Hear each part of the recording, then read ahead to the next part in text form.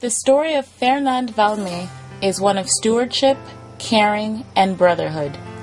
A single mother raising 7 kids on her own, she knew no boundaries in her generosity. Nearly illiterate, she came to New York while struggling to educate her children in an attempt to secure their future. She immediately desired to assist other first-generation immigrants from Haiti and other Caribbean countries.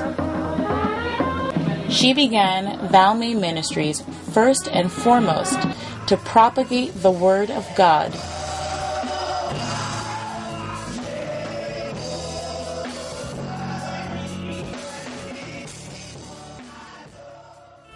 and to provide daycare,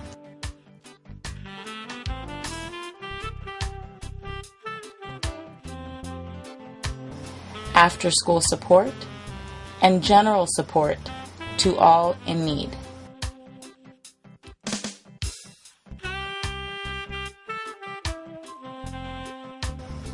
It was of particular importance to Fernande to provide advocacy for first-generation parents who did not speak English but who needed to manage the institution that impacted their lives and the future of their children.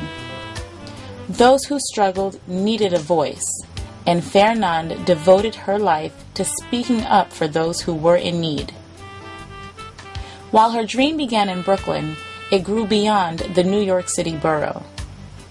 Encouraged by the success of her ministries in Brooklyn, she strived to expand the outreach of her dream to the place where it all began for her, Léogâne, Haiti. As a product of Léogâne, Fernande was all too familiar with the challenges facing the people of her community. The lack of access to quality education and food insecurity are results of decades of poverty. This poverty limits access to quality education and perpetuates food insecurity. It is a vicious cycle that Fernande was determined to put to an end, so that the children of Léogâne would have the opportunities that she herself did not have. As a result, she purchased acres of land and dedicated this land to building a learning center. Her efforts began with a modest one-room school on the plateau of a small mountain on the land of which she purchased. The children of Léogâne had a hunger for an education as extreme as their hunger for quality meals. The number of students grew quickly, and soon every chair was filled with students seeking to better their lives. Fernande's tenacity grew, and she knew she had to do more. Fernande Valmy did not have the financial resources to begin construction. What she did have was foresight, hope, a vision, and most importantly, faith. It took many years, but in 2007, construction began on the first building of the philanthropic complex that can house up to 1,000 students. Fernande's spirit and vision are with the school always, but soon after construction began, the Lord called Fernande Valmy home to His kingdom.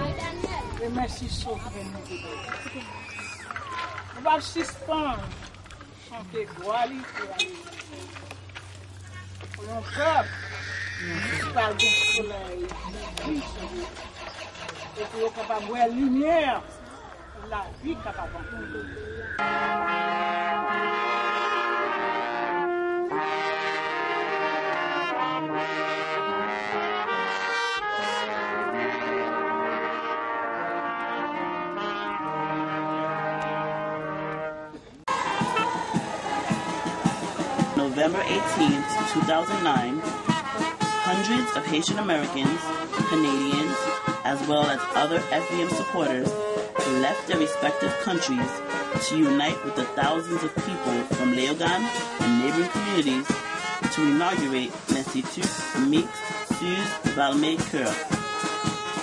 Marching to the beat of one drum, they all gathered together to celebrate the grand opening of the state-of-the-art school and to keep Fernand Valmé's dream alive. The tragic and devastating earthquake that killed nearly 250,000 people has put Fernand's vision to the test. The building and all equipment were completely destroyed, but most importantly, the lives of the children, by and large, were spared as they were not in the building when the earthquake occurred. Fernand's vision paved the way for the creation of the original facility, and we were successful. On January 12, 2010, we suffered a major setback as a result of the earthquake, but our renewed faith in her ministries will rebuild l'Institut Mixte Suze Valmé Coeur. We must keep the dream alive.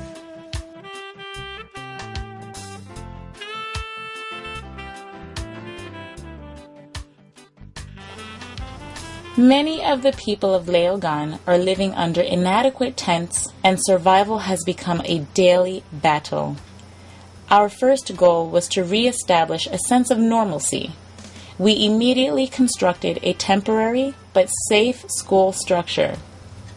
In addition to learning and recreational activities, counseling for post-trauma was added to the curriculum. The school also guaranteed at least one full meal a day. This, along with a quality education and food security, mean the children now have what many take for granted: hope for a bright future. Led by Fernand Valmé's daughter, Wood, the ministry's altruism extends beyond the students and to the whole community.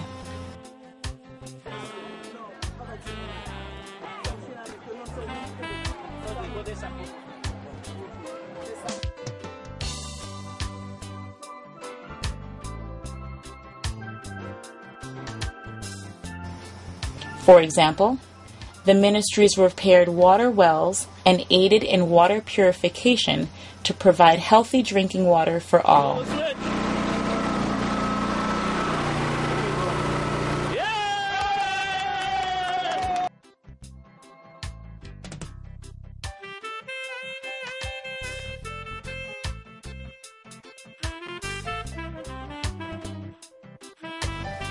And finally, we have even afforded families the gift of marriage.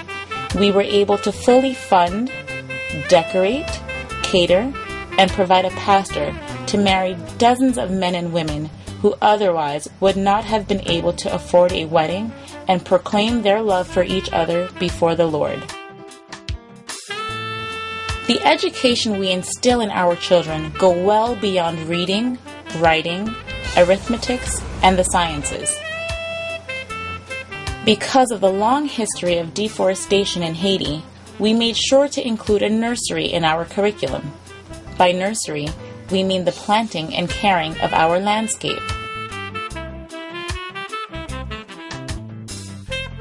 Our children have learned to spread and grow and maintain crops, including fruits, grains, and vegetables.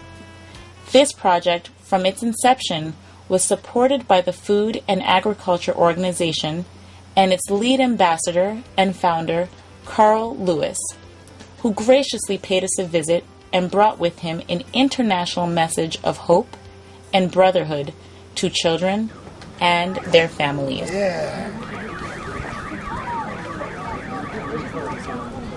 You know, the main thing I wanted to say to all these children, thank you for inviting me here. It was a beautiful song, but more importantly, they're making a commitment to the future of their country.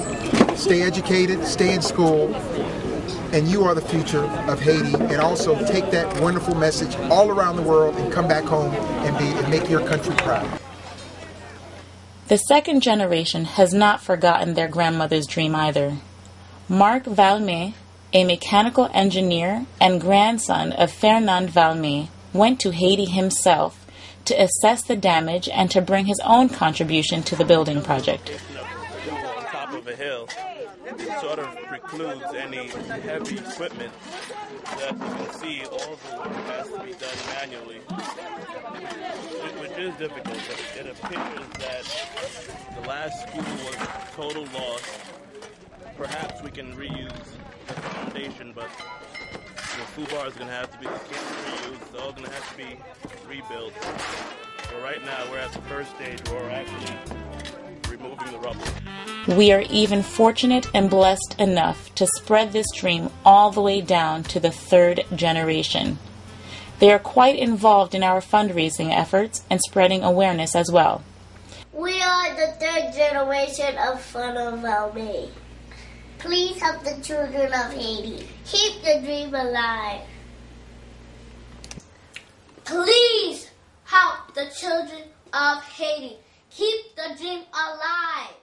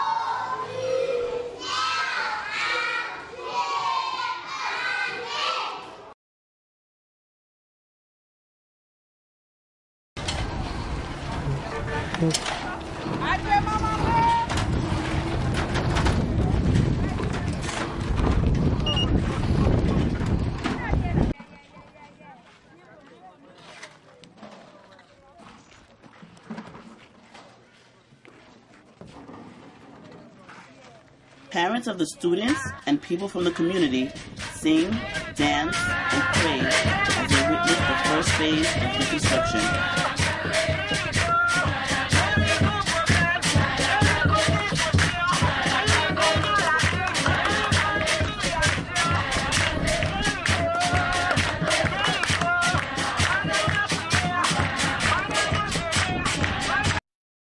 FVM would like to thank each and every contributor who in one way or another has donated to the development of the project and who is still helping to keep Fernand Valmé's dream alive.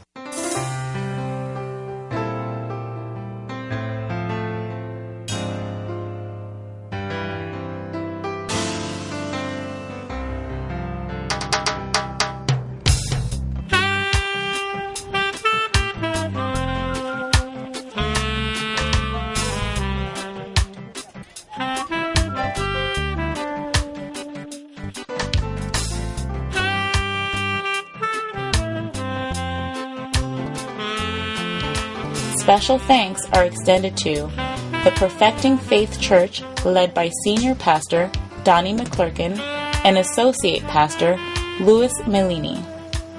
Also, we'd like to thank Mr. Leslie Williams, founder of Haiti Soccer Project. We would also like to recognize and thank Ojadco for taking the lead in the demolition process. And lastly, Mr. Rotimi Akinuye and his colleagues from a charity organization called Global Shoes. Once again, we'd like to thank everyone.